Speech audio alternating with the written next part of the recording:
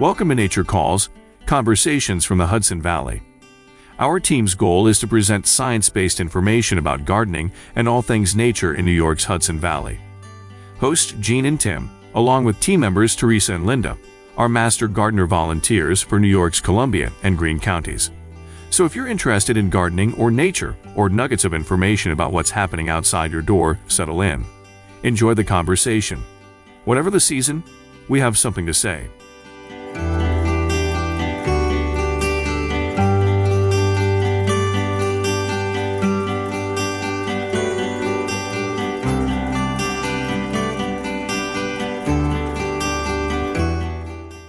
Hi, I'm Tim Kennelty. And I'm Jean Thomas, and welcome to Nature Calls, Conversations from the Hudson Valley. Today we're talking to David Newman of Arthur's Point Farm in Ghent, New York. Welcome, David. Thank you. Thank you for having me. Let's start with the basics. We know you own and created Arthur's Point Farm. Tell us how you got here, your background, and how and why you created Arthur's Point. Okay. Well, how did I get here?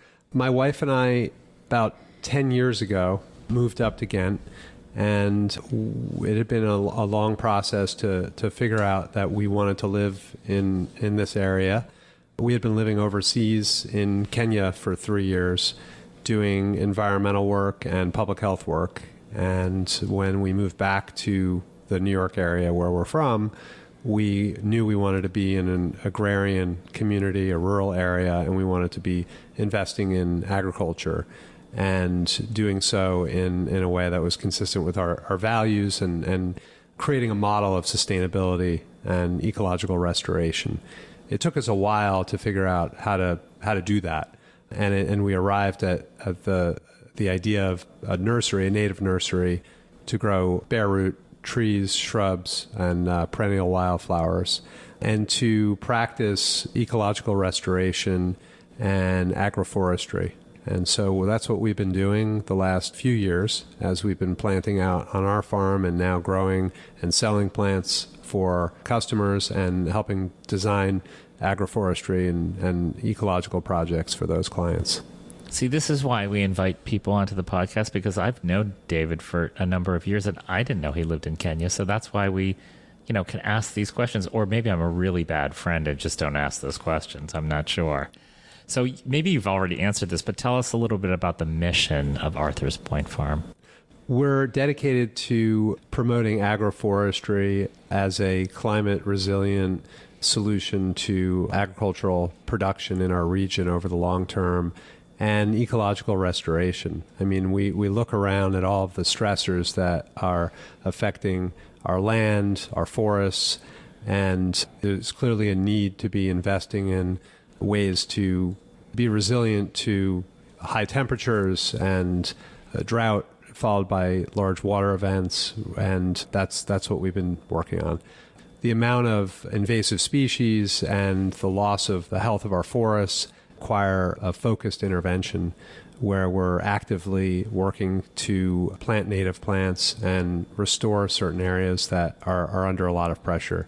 The combination of overabundance of deer, the loss of certain species from pests and diseases that are taking out major important parts of our forest ecology, and combined with the lack of restoration and replanting are leading our forest to be degraded over time and serve less as a bulwark against the climate changes that we're facing. Okay, I'm told that Emerson Martin helped you develop Arthur's Point and is a key member of the team. How did you hook up with Emerson? Tell us a little bit about him and his role on the farm. Emerson is a farmer who grew up on a small farm in the Berkshires and studied landscape design in college and has been a practicing farmer for a couple decades.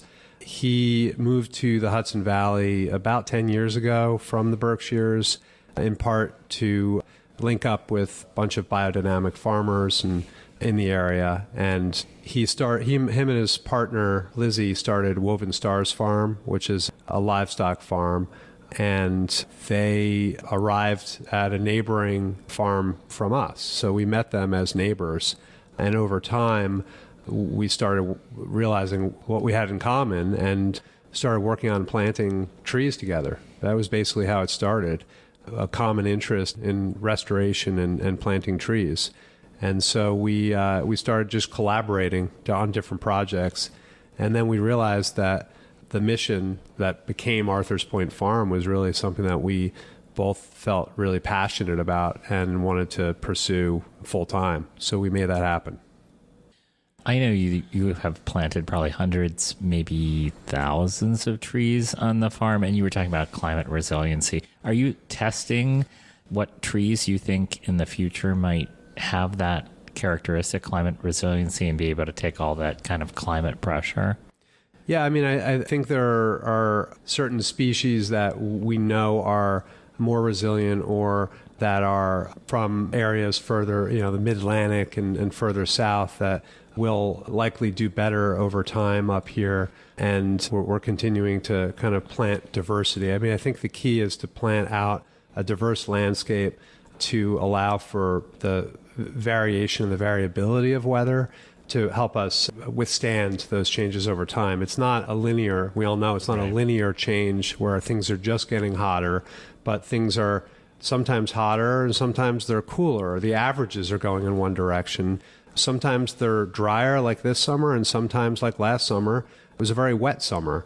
And so the changes and the variability are so profound that really the only answer is through greater diversity. There are some species, we're losing white ash and in our forests. We all know that. They're all dying. Are there other species that would make sense to replace those ash with? So blue ash from further south is a species we're interested in and we think might actually be a solution.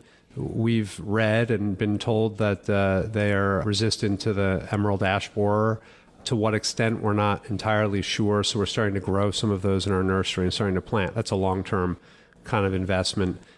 We're talking about climate resilience. Part of it is just holding water on the landscape, and that's the importance of agroforestry in agricultural production, and it's the importance of planting trees in areas that have been kept open for decades and sometimes centuries. When we are able to slow down the rain after a long period of dry weather and help that rain percolate slowly into the landscape, we're going to hold that. And it's going to have a massive effect on our ability to withstand the next drought. The other thing that we do is we have a 10-acre propagation orchard that's mixed fruit and nuts. And we've planted that using keyline plowing, which is an Australian method for climate resilience for dryland farming. And we bermed the rows on the topography of the land. It's a hilly field. And so when we have a rain event on that hard surface of the field, most of that rain is going to run off, but it hits the berm and the swale on the uphill side of the berm, and that holds that water. And so when we plant our trees, for example, rows of chestnut, black locust, in between those we've seeded wildflowers, native wildflowers. Those wildflowers wouldn't be growing. The trees are under irrigation, so they have support. But the wildflowers wouldn't be establishing in a normal dry area, a dry time of year, except for the fact that there's a swale there that's capturing that rainwater and having it seep in. So what you see on the field is really dry rows where grass is not growing right now, and then these berms where our trees are establishing their roots, and in between them emergent wildflowers that wouldn't be able to really thrive without that type of practice. So is that like flat terracing? It's not quite terracing because it's not redirecting the slope. You're on the slope, but you're not building out the terrace on the slope, but you're stopping the rain as it's going down the slope at 20-foot intervals, in most cases 20 feet where our rows are. And so we use a single moldboard plow and we create a berm and a swale before we plant. A single what plow? Moldboard plow, which is a single bottom plow. The moldboard is like the big spoon that turns the soil over. Mostly that's 3, 4, 5 bottoms that you'd use for a field if you're plowing the whole field. But if you use a single a single mold board, you're able to create a single line. My father used one of those with a horse pulling it. No lie. Doing a whole field with a single mold board. It took a long time. Yeah, that's difficult. And are you seeing like this is such a droughty summer that it's actually having a positive effect in terms of what's in between the wildflowers? And not just the wildflowers, but the trees. And the trees are under a drip irrigation. They're getting, these are 1, 2, 3-year-old trees. Chestnut, hickory, persimmon, mulberry, currants, black locust, a diversity of species, some of which will thrive more in the drier climate, and some of them need a little bit more water. But in every case, the irrigation is providing about 2/3 of a gallon per hour, so not that much water, but these trees are doing well. They're thriving, and the chestnuts love it because they want to be growing in generally well-drained soil, but they need access. So they can sit up on the berm and they can get access, and the roots can grow down into those areas that provide them the water that they need. Do you think this is a model that homeowners could use? Is that one of the reasons you're doing this, or is it more for agricultural purposes that you're doing this? In that case, I think it's more for agricultural purposes. So if we look at areas that are in production in the Northeast, there are many areas that are still being used for hay or even for crops that are not suitable to that. They're too sloped, they're easily eroded, the soil is already thin, and this is a good example of that. And they're often cut out of areas that are part of a forest corridor for good reason. They weren't kept open because they're hard to grow, but people are continuing to do that. So this is to provide an alternative to an annual production. It could include alley cropping, where you're actually maintaining your annual production and you're building in over time at much wider spacings some tree crop production. It could include the use of silvopasture, where you're building in a pasture that you want to transition. You're building in trees over time. You're planting trees over time. So there's lots of different models of agroforestry that you could use.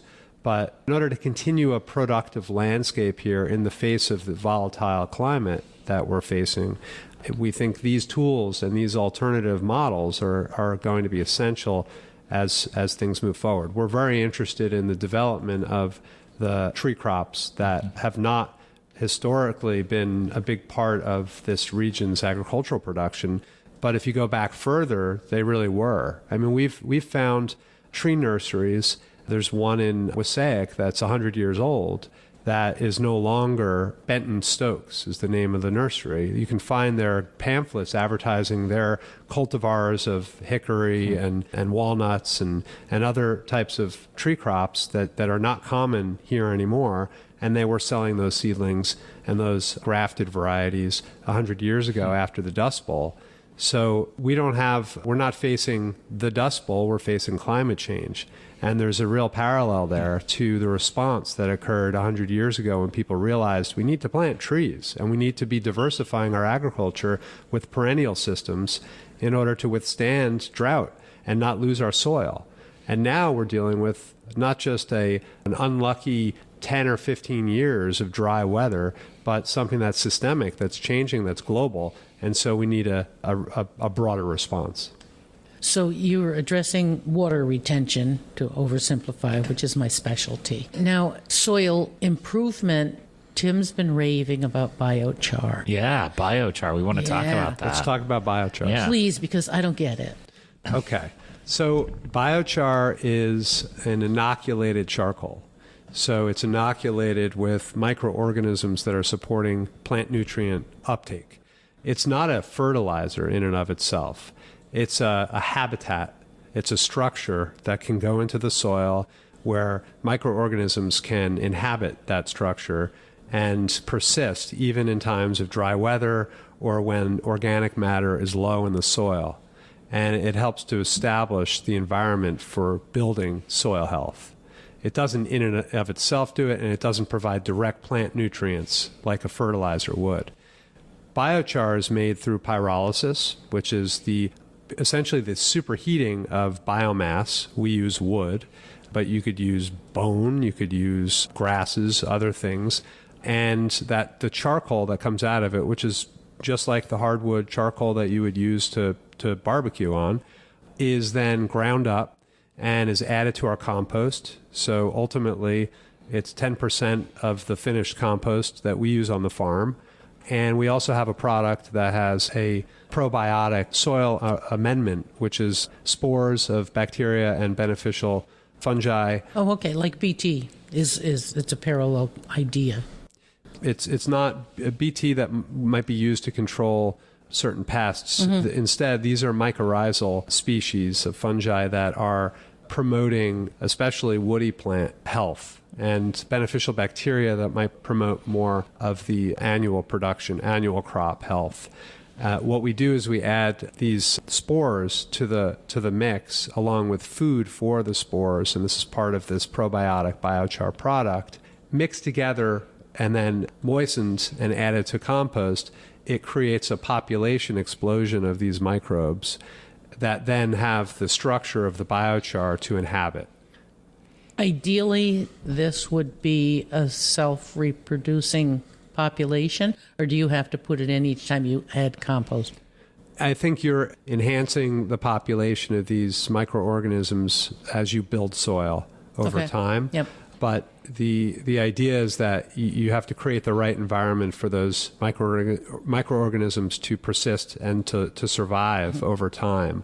And so this is kind of jump-starting that process. But yeah, you need to continually work with the soil by keeping it covered, by, if you are plowing, by making sure that you're keeping it covered over time, by integrating perennial systems that don't disturb the soil, and by making sure the soil has the moisture, the water holding capacity, and ultimately all the ingredients needed to keep those microorganisms healthy and happy so that they can support the plants that you're growing. And you produce it on the farm, right? And you sell it with the microorganism mix, and the customer then goes off. I know I've done this. And you mix it together and you apply it to your soil, right? I mean, you include like a recipe for it. That's right. And we have a pyrolysis reactor where we make the charcoal and then we package it up on the farm. We also sell it in bulk. The important big picture here is, what is biochar and what role does it play for soil health and for climate change? And those are the real keys. It can also help with nutrient management and pollution from manure piles. It can help in digestion, animal digestion, as charcoal has been an additive for a long time to help with digestion. But we're talking about soil health and climate mitigation. Soil health we've discussed. It really is creating a habitat for microorganisms that help build the soil. And as a climate solution, we're taking carbon out of the terrestrial climate cycle, which is the 100-year climate cycle, 150, 100-year, 200-year of living biomass on the planet's surface that is sucking carbon out of the atmosphere and decomposing and respiring it back up into the atmosphere. That's part of this natural climate cycle. And because we've created such an imbalance by bringing so much carbon out of the long-term cycle into that terrestrial cycle, biochar as a natural climate solution at scale would allow us to suck carbon out of the atmosphere through the biomass that we're making the biochar out of. And instead of letting it just respire back into, as the normal process would, back into the atmosphere, we're solidifying it into something that's more persistent, that will last for hundreds and in some cases thousands of years. And we're putting it into the soil where it can persist there. So that's part of what they're talking about. They're talking about trapping carbon? That's what we're doing. And we could do it at scale, certainly if it has the dual benefit of adding soil health and also helping us to mitigate climate change, then we're really in a sweet spot. And the question is, how do we scale that up to the point where it has meaningful impact on both those fronts? And there's not a lot of people out there doing this right now in terms of biochar, right? I mean, do you have competitors? Are there other people on this kind of same path? There are products out there that you could buy online that are widely available.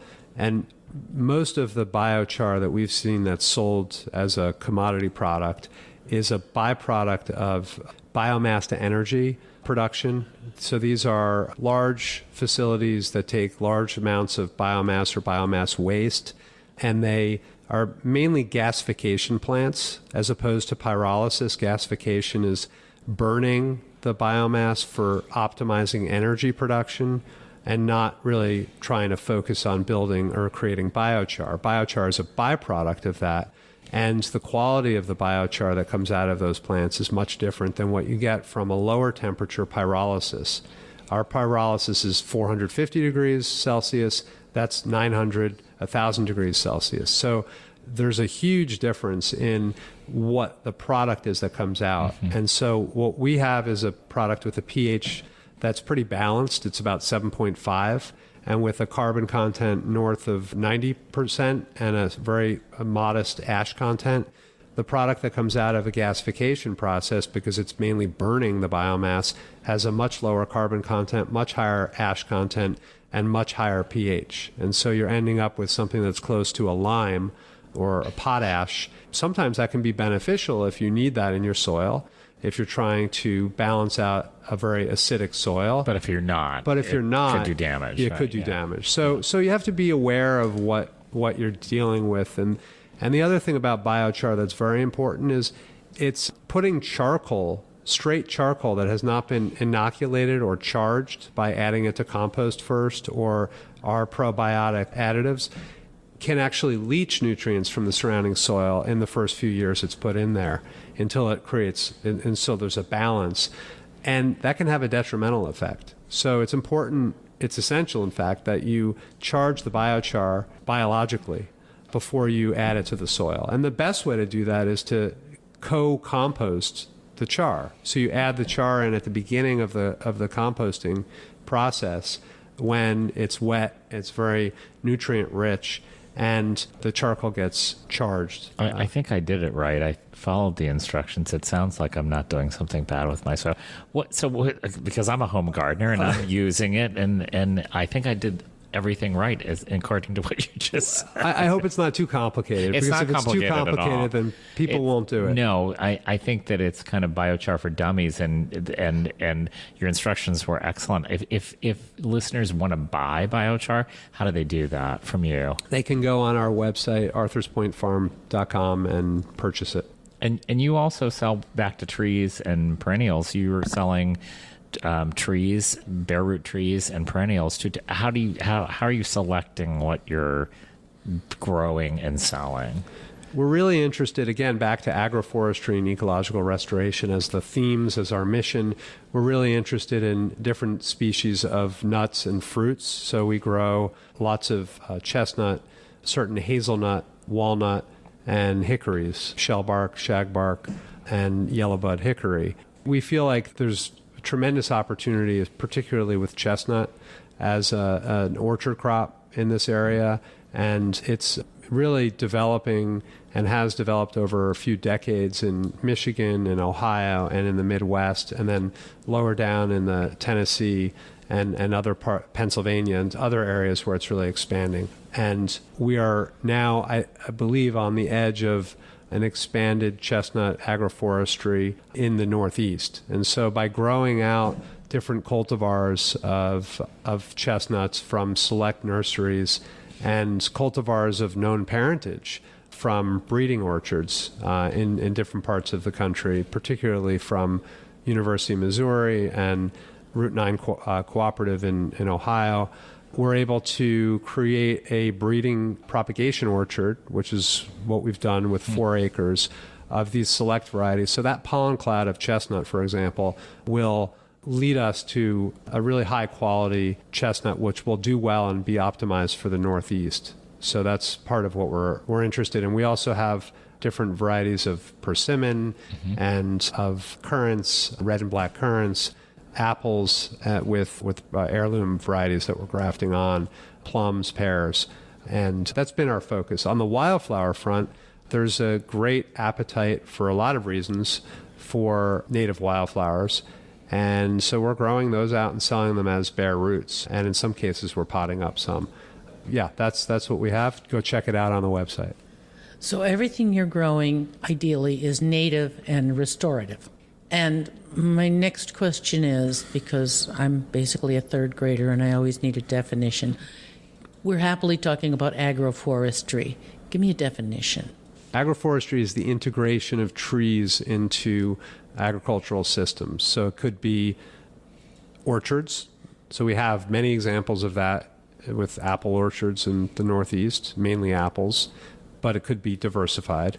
It can be the use of trees in pasture, which would be silvopasture, where we're benefiting, the animals are benefiting from additional shade, and the pasture is benefiting from partial shade that allows for grass to grow more slowly in the hottest times of year, or more continuously, I should say, and not get burned out as quickly, and the soil is kept, more moist. It slows down the rain. It allows that pasture to absorb more of it. Alley cropping would be another example of agroforestry. So you have annual production, and for a lot of farms, that's their bread and butter. They're not going to start shifting and stop doing annual production and shift over to orchards. That would be a completely different model. But they might be interested in a longer term in integrating some of the tree crops, but without actually taking away from their annual production. So you can do so with very wide rows and hedgerows and living hedgerows on a field, which provides more shade, sometimes more fodder for livestock, and creates more habitat on the farm for ecology, for wildlife. And it's all more ecologically sound. It's all more ecologically sound. Yeah. And if we're going to have 2 months with very little rain, and that's going to be the new norm, and we're going to have a week or two of 95-degree weather, and maybe in 10 years or 20 years, you can double that, and we'll have 3 or 4 weeks of 95-degree weather. We're not going to be able to grow what we grow now without having a different approach.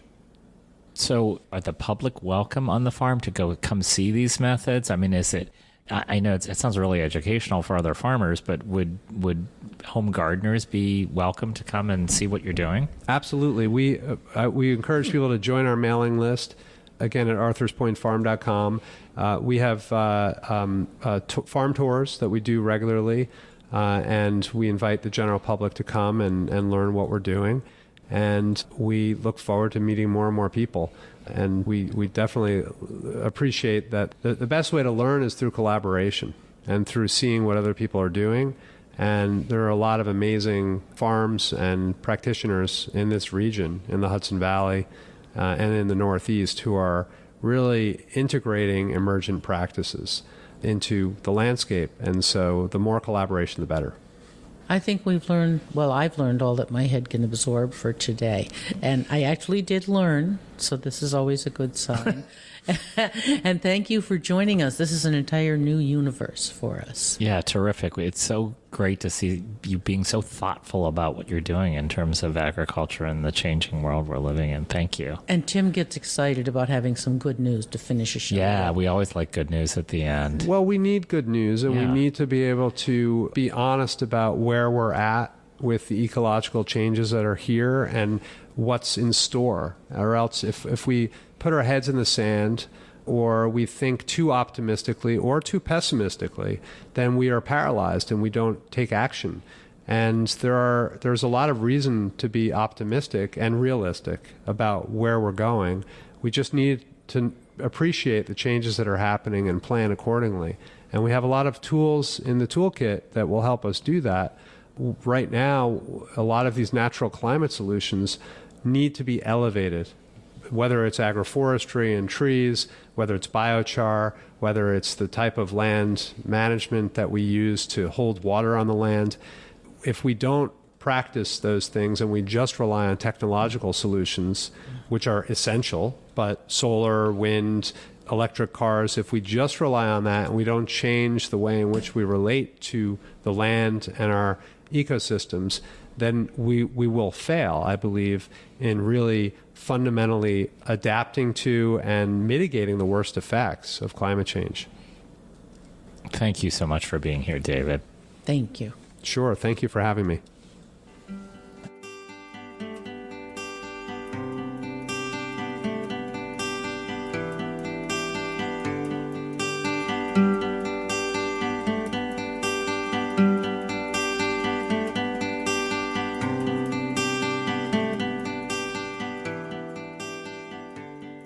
that concludes another episode of Nature Calls, Conversations from the Hudson Valley. We would like to thank Sandra Linnell and Devin Connolly from Cornell Cooperative Extension of Columbia and Greene Counties for production support. And a special thank you to our listeners for joining us on this episode of Nature Calls, Conversations from the Hudson Valley. You can find links to any of the topics mentioned in this episode at our website at ccecolumbiagreen.org. Comments and suggestions for future topics may be directed to us at columbiagreenmgb@cornell.edu or on the CCE Master Gardener Volunteers of Columbia and Greene Counties Facebook page. For more information about Cornell Cooperative Extension of Columbia and Greene Counties, visit our website at ccecolumbiagreen.org or visit us in Hudson or in Acre. Cornell Cooperative Extension provides equal programming and employment opportunities